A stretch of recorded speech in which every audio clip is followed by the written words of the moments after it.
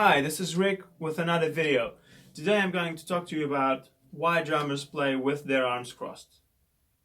So, as you've noticed, many drummers nowadays play like this, with the right stick on the hi-hat and the left stick on the snare drum. This is the common way to play the drums. Now, the question is, why is it? When you learn to play the drums, you probably just sat down and said, alright, so this is here, so I play with this, and then your teacher said, no, cross it. That's the way drummers do it. That's the drum way.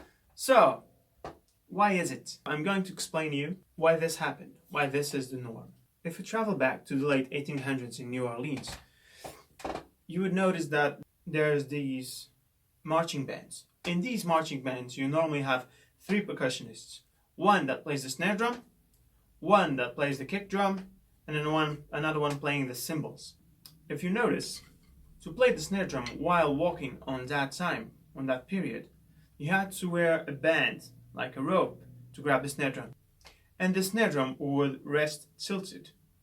If you want to play matched grip with a tilted snare drum, you just can't do it.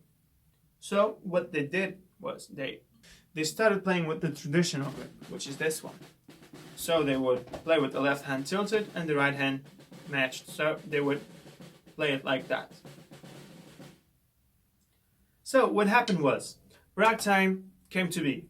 And with ragtime, drummers started playing while seated. Remember that band leaders wanted to make some money.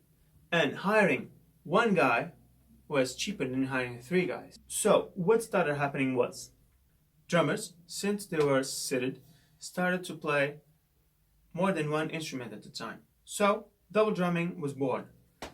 They would place the snare drum on a chair and place the kick drum right in front of them. And what they would do was they would play with the tilted traditional grip the snare drum and hit the kick drum with the stick. But the problem was, doing that, they could not buzz roll the snare drum and hit the kick, since when they would hit the kick, the buzz would stop.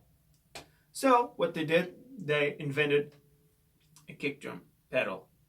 With the pedal, they could just buzz all the way and just kick the kick drum with the pedal. That was easier. So when that happened, they noticed, wait a minute, I have another foot. Yeah? The left one. So what am I going to do with it? Simple. They grabbed the cymbals, put one down, facing up, and sucked the other one. So they would just do it like that, and the cymbals would do that sound. Since I wasn't comfortable, someone invented the lowboy. The lowboy was just a small hi-hat. The hats would be right beneath your knee. Drummers started drumming and working. Tilted snare, kick drum, lowboy. Some wood blocks appeared, some Chinese tom-toms appeared, and some cymbals appeared. Then this company developed a higher lowboy, which they called the hi-hat.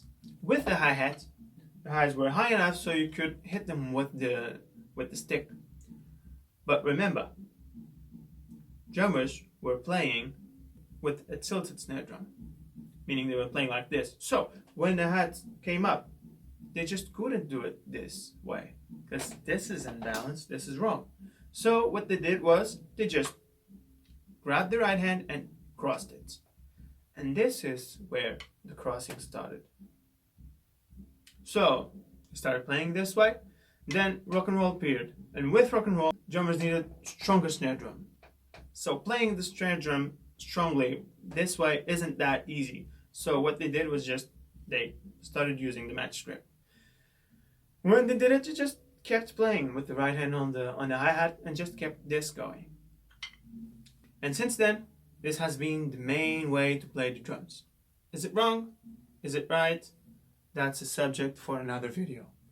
There are some guys, some drummers that started playing open-handed without crossing, but that's also a subject for another video. So stay tuned, subscribe to watch those other videos that are coming up.